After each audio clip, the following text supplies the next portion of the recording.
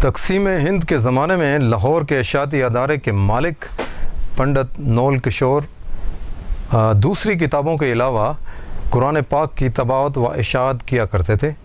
نول کشور نے احترام قرآن کا جو معیار مقرر کیا تھا وہ کسی اور ادارے کو نصیب نہ ہو سکا۔ نول کشور جی نے پہلے تو پنجاب بھر سے اعلیٰ ساکھ والے حفاظ اکٹھے کیے اور ان کو زیادہ تنخواہوں پر ملازم رکھا۔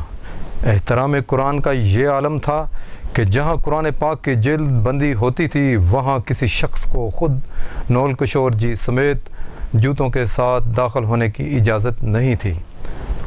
انہوں نے 2 ایسے ملازم بھی رکھے جن کا صرف اور صرف ایک ہی کام تھا کہ تمام دن ادارے کے مختلف کمروں کا چکر لگاتے رہتے تھے کہ کہیں کوئی کاغذ کا ایسا ٹکڑا جس پر قرآنی آیات لکھی ہوتی ان کو انتہائی عزت و احترام سے اٹھا کر بوریوں میں بند کر کے جمع کرتے رہتے۔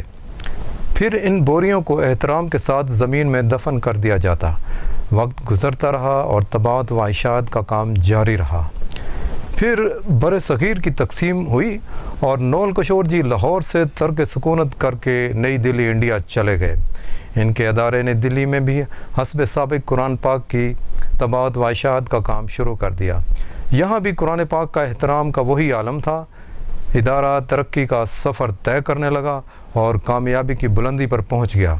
نول کشور جی بوڑھے ہو گئے اور اب گھر پر آرام کرنے لگے جبکہ ان کے بچوں نے ادارے کا انتظام سنبھال لیا۔ آخر کار نول کشور جی کا وقت آخر آ گیا اور وہ انتقال کر کے خالق حقیقی سے جا ملے۔ ان کی ارتھی کو چتا پر رکھا گیا۔ چتا پر گھی ڈال کر آگ لگائی گئی جیسا کہ ہندو مذہب کا دستور تھا کہ مرنے کے بعد مرنے والے کی چتا پر گھی ڈال کر آگ لگائی جاتی تھی۔ تو جب ان کی چتا پر گھی ڈال کر آگ لگائی جانے لگی تو ایک انتہائی حیرت انگیز واقعہ ہوا۔ نول کشور جی کی چتا آگ نہیں پکڑ رہی تھی۔ چتا پر اور گھی ڈالا گیا، پھر آگ لگانے کی کوشش کی گئی لیکن بسیار کوشش کے باوجود بے سود۔ یہ ایک ناممکن اور ناقابل یقین واقعہ تھا۔ پہلے کبھی ایسا نہیں ہوا تھا۔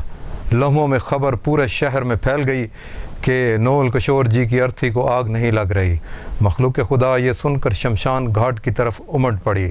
لوگ اپنی آنکھوں سے دیکھ رہے تھے اور حیران و پریشان تھے۔ یہ خبر جب جامع مسجد دہلی کے امام بخاری تک پہنچی تو وہ بھی شمشان گھاٹ پہنچے۔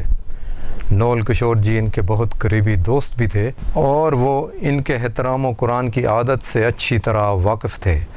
امام صاحب نے پنڈت جی کو مخاطب کرتے ہوئے کہا کہ آپ سب کی چتا جلانے کی کوشش کبھی کامیاب نہیں ہو پائے گی۔